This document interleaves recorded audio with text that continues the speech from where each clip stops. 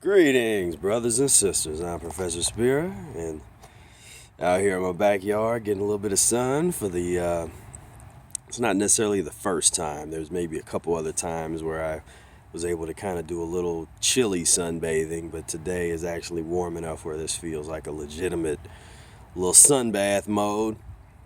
And yesterday I had a conversation with Brother Air and Tony on the channel, and it's always great to, just great to be able to have these nice conversations about something that's so important to humanity, in my opinion. Learning how to transition away from pus and mucus forming foods, and fasting, cleansing oneself, and reconstructing the bloodstream, and totally changing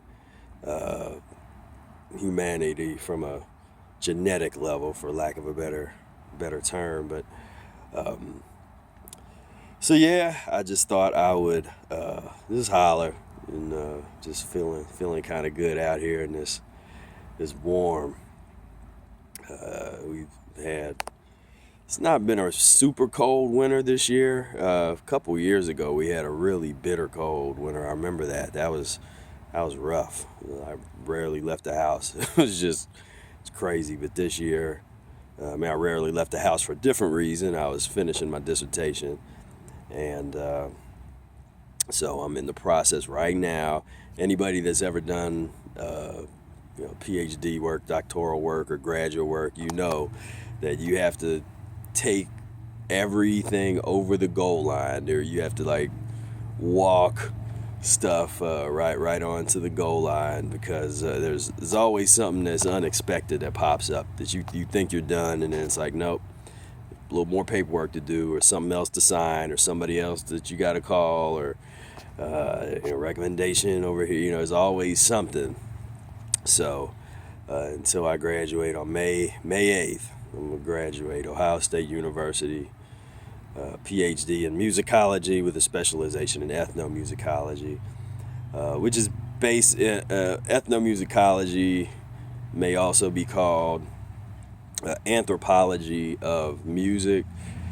So it's sort of an analysis of music making culture. So in order to analyze music making culture, it's it's incumbent upon the analyzer to know a bit about music and often be a musician.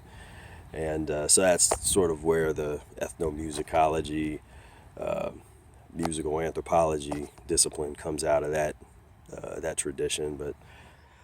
But and my specific focus is on jazz, the culture of jazz education, and something I've been a part of for many years is coming up, being involved in jazz ensemble, and then falling in love with the music, and then aspiring to become a professional jazz musician, and then aspiring to become a great jazz artist, which is, it's separate. There's some really good jazz musicians, but then there's artists it's on this whole other plane, and that's what I aspire to.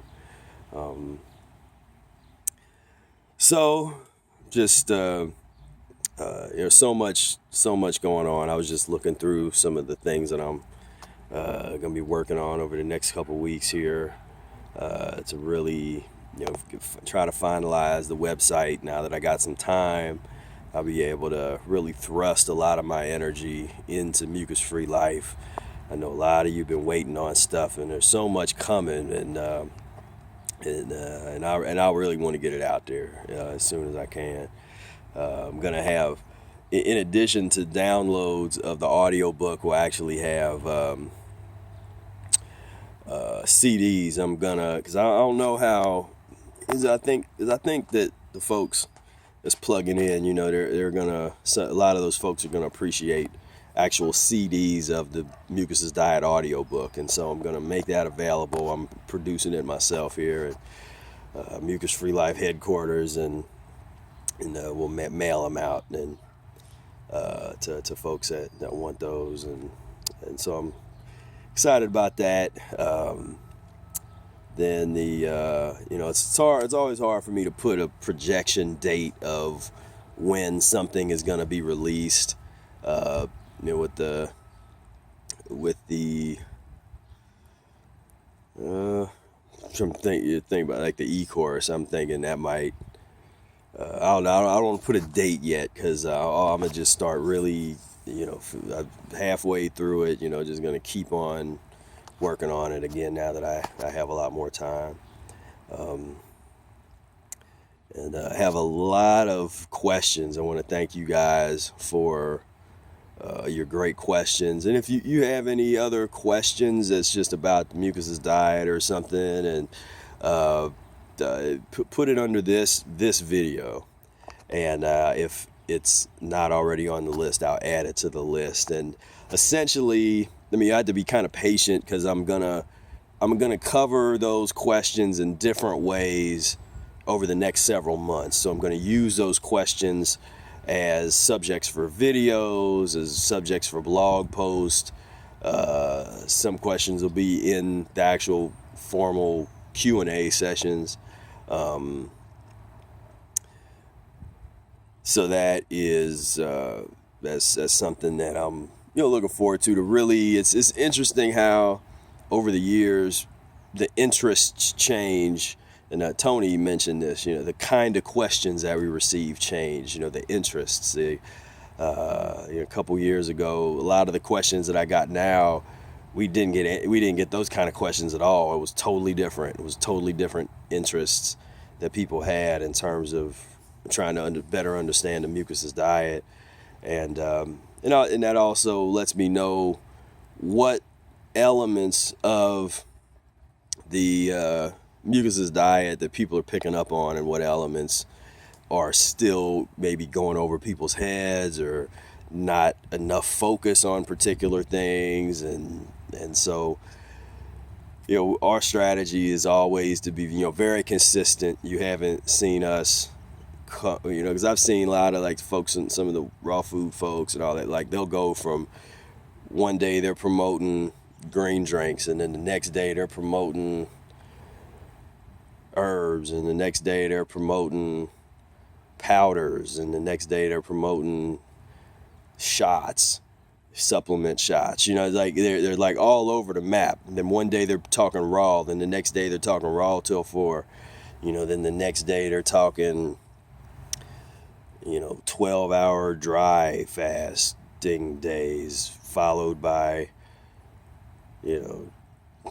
charcoal dinner. And the one thing you get out of us, if you notice, is we're very consistent, and we stay consistent because we feel like our message stands the test of time. Because I don't care what you get into, what system or what non-system, dietary wise, if you're not talking about transition, then there's going to be problems. And that's a concept like I talked about a little bit yesterday, but I'll reiterate it here, that for me, transition it's not just about incremental change of dietary. And that's what I think some of the raw food folks that I talk to, they misunderstand that. They think like, oh, all those guys talk about is they're transitioning too slow. They can go a lot faster than that. It's like,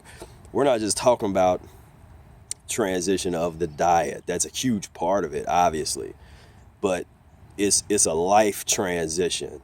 It's physical, mental, and spiritual. And the mental piece is huge, and people don't have enough patience to give themselves the time to transition mentally. Often, and I've noticed that, where the whole social thing, people want to try to fit this lifestyle into their current life, and hang on to friends and family members, all this kind of stuff. And and that's part of this path that is sometimes it's a tough truth. Like, you have to figure out how to navigate these waters, and that's all transitional. Because I wouldn't tell somebody that they had to immediately, if they was accustomed to a certain lifestyle, I'm not going to tell somebody to just say, okay, you're not allowed to go certain places anymore. Now that you're doing the diet, if you're accustomed to going out to clubs or bars or something, like, never again, cold turkey. It's like, no, practice the diet and the transition.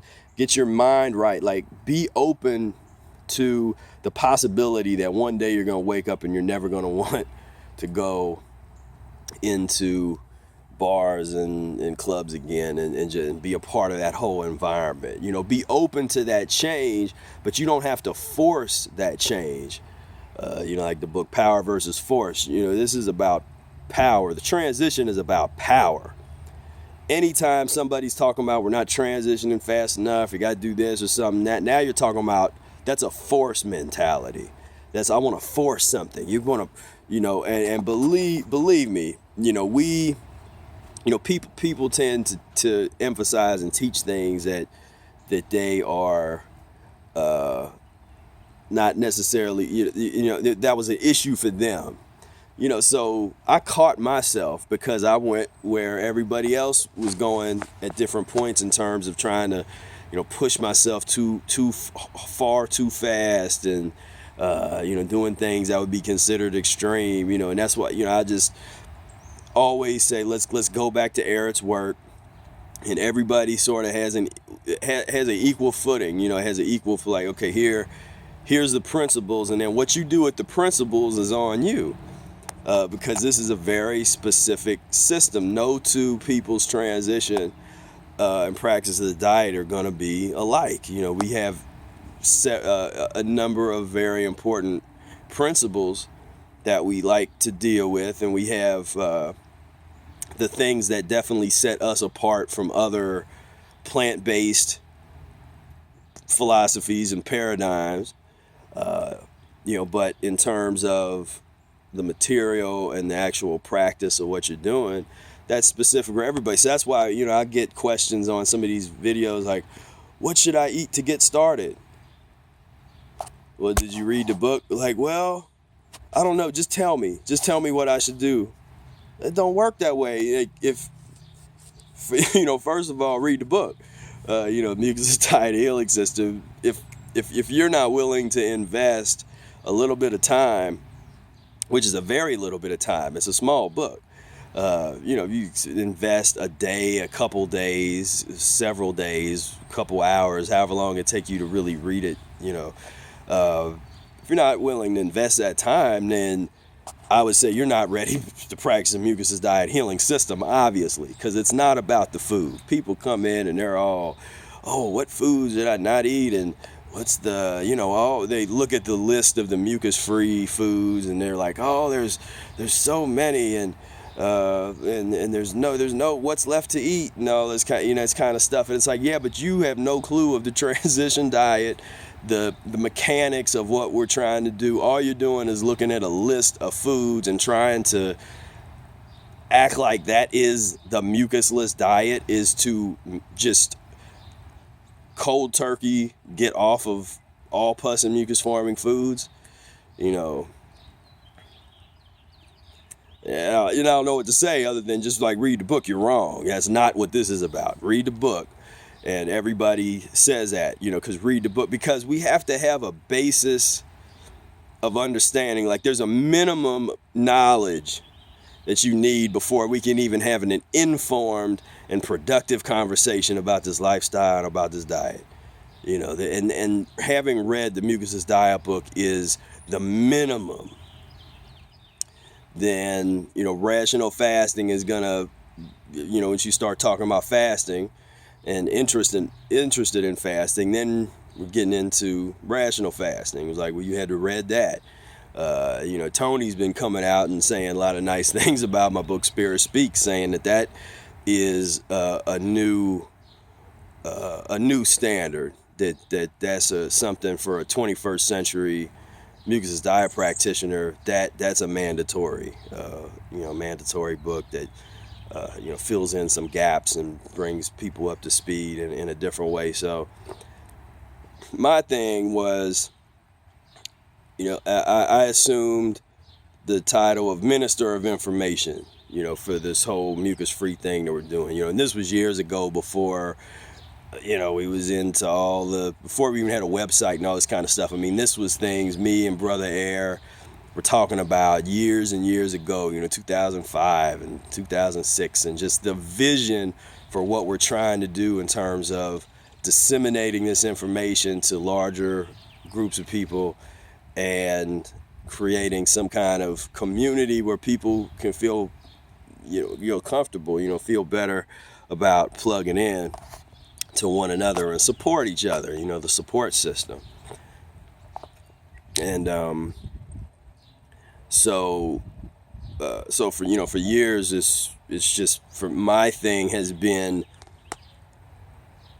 knowing as much about Eric's work as I can, and at the same time, strengthening my understanding of pedagogy, curriculum, education, just to be able to impart this information to the best way that I can, the best of my ability. And for me, it was huge to be able to have repositories of knowledge, the libraries, to have the books, have a website with the free content, have a forum where people were talking about the information, talking about the content.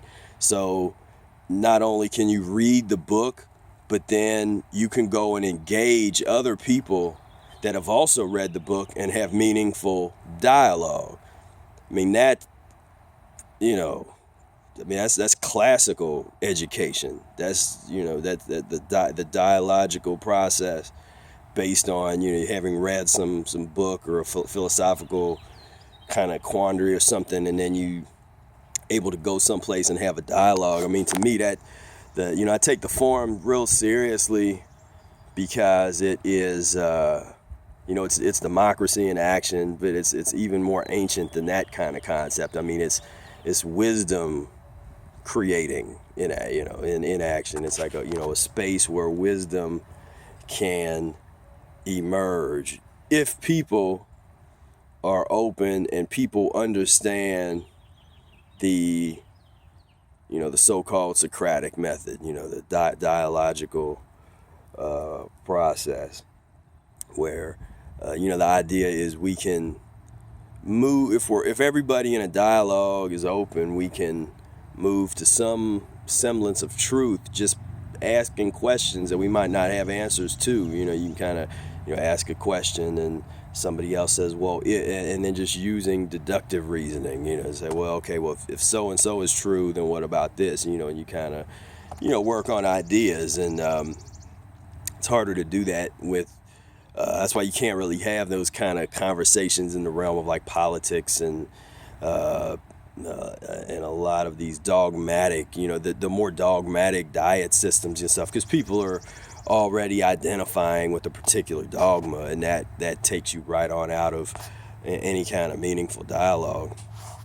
But at the same, with that being said, in the forum, we do have parameters. It's just not totally open, like where everybody can just come in and talk about everything in the world, because there's no focus, confuses a lot of people that are just coming in and looking at the forum like, what are they talking about? Like I thought that, in the Mucusless Diet it said this, but then these guys in this forum are talking about something totally different. Like, what are they, what's that about? So that's something that, I've been very non-authoritarian in terms of, coming in and wanting to, delete people immediately if they say the wrong thing, and, calling people out all the time and stuff. But I try to keep it within reason. So now, especially people that have been in a while, there's certain topics that we don't discuss in the forum, and there's certain things, we don't get into,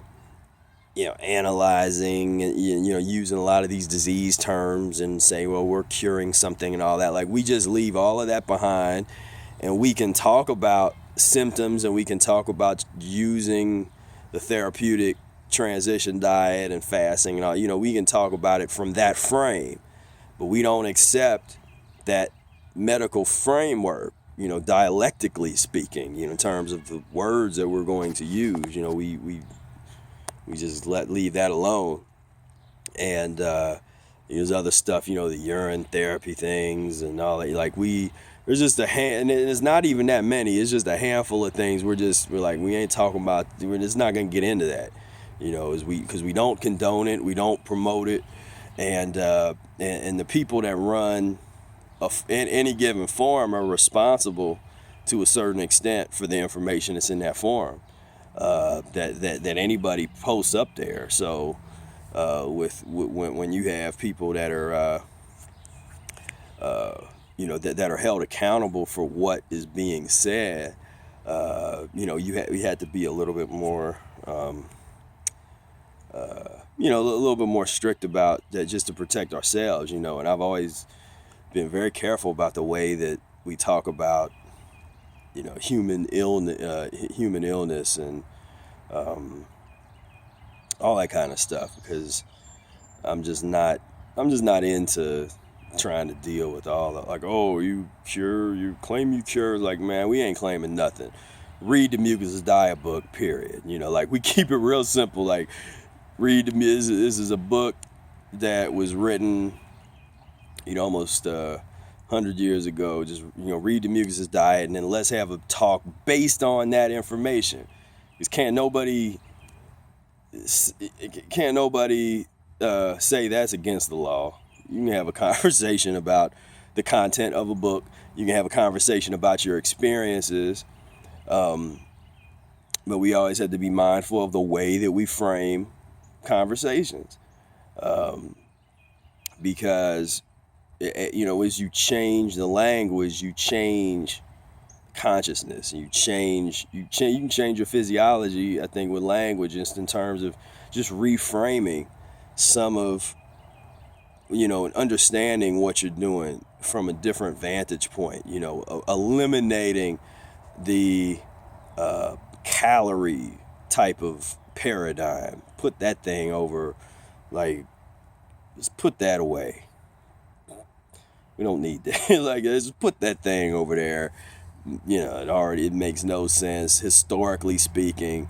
If you want to have a super informed conversation about that and debate it, well, read Atwater and then get back, and then let's have a discussion on Atwater and the origin of the theory itself in terms of human metabolism. But we like to keep things simple. It's like, let's strip everything away that's unnecessary, and let's take another look, because obviously the other thing is not working.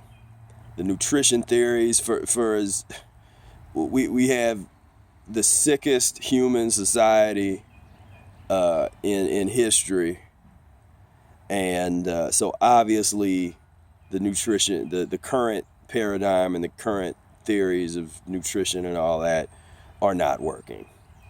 And so, but everybody wants to try to hang on to it all, and especially the raw foodists and the vegans, but a lot of them, they still love to hang on to nutrition theories. It's still based, like, try to ration, using pus based theories to rationalize what they do. To me, that makes no sense. To me, you got to throw all that out. You got to throw the bath water, you might throw the baby out. You had to throw that whole thing, or at least grab the baby, and then leave the house. You don't want to throw the baby out, but the whole house is gonna implode. So I'd rather grab the baby. You don't even have to throw the bath water out. Just leave the house. Grab the baby and leave the house, because the house is imploding. It's the house of nutrition is imploding, and it is it just will continue to daze and confuse people. And when you try to combine that way of thinking with the Mucusless diet, it just doesn't really work. I mean, you people could try to analyze what we're eating, and well, you're actually getting this, and but then once you start fasting, then the logic is, then it's like, well, and then they want to go into the sort of the nutritional based theories of fasting, which I don't get into. Those I don't believe in in that, but I've studied them, so that's the one thing about me. I tried to study everything, but at the end of the day, those a lot of those can't explain to a certain, they can only go so far, then it falls apart, but with air, if you start from the air gas engine principle and you're looking at elimination, then it's a whole different world. It's a whole different paradigm, whole different way to think about the body. It's just a whole different thing, and I would prefer a whole different thing to something that is totally falling apart. Just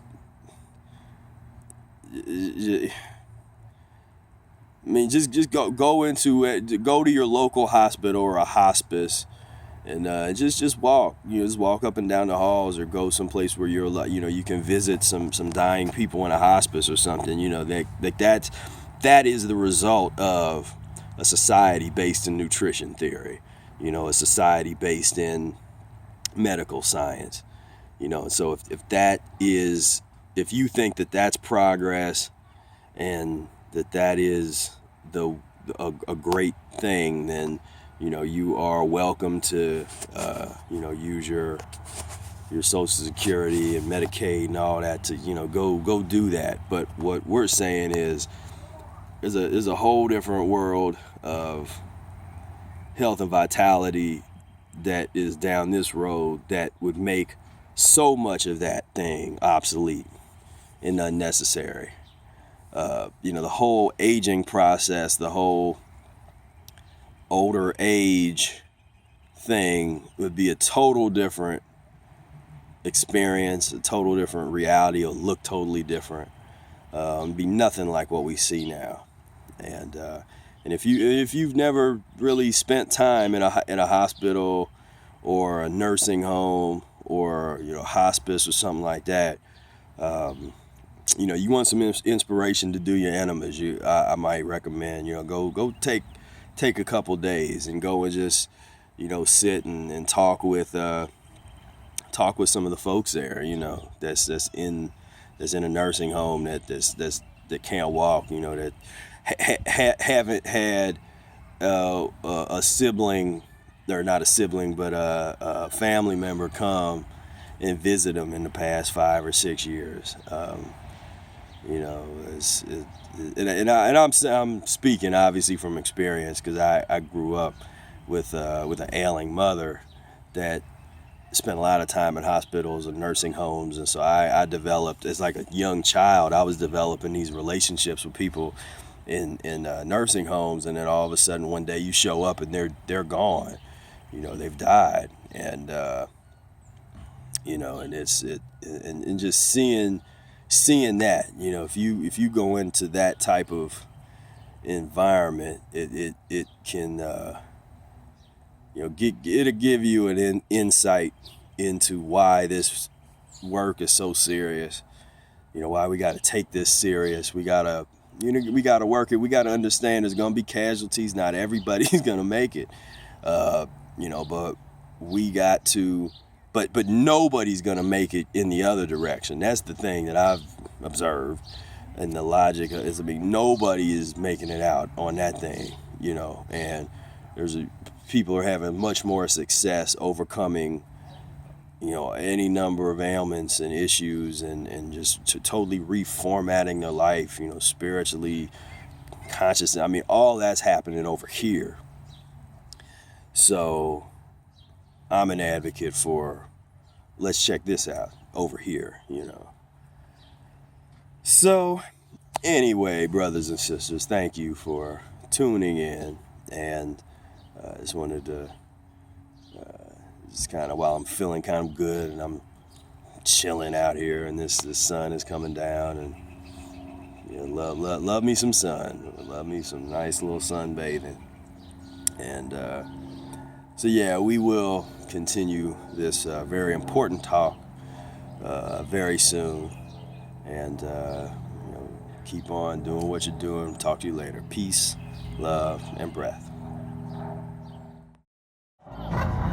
am talking about Mr. Food Pyramid, ladies and gentlemen. Born in 1974, Mr. Food Pyramid has made a wonderful contribution to physiological enslavement everywhere. In an age of incivility, turmoil, death, murder, destruction, and disease, Mr. Food Pyramid has helped comfort us in our ignorance. In the 1960s, we chanted, "We shall overcome by any means necessary." But ladies and gentlemen, we are still servants to a wicked master who revels in our suffering. Mr. Food Pyramid told us that it is okay to eat a piece of chicken. Go ahead and eat that fish and that hot dog and that cheese. Go ahead, eat that steak, brother. Would you like fries with that? He was such a good friend. He always made us feel good about ourselves and our diets. Mr. Food Pyramid will surely be missed. So today we bury Mr. Food Pyramid, and may he rest in peace, in pieces.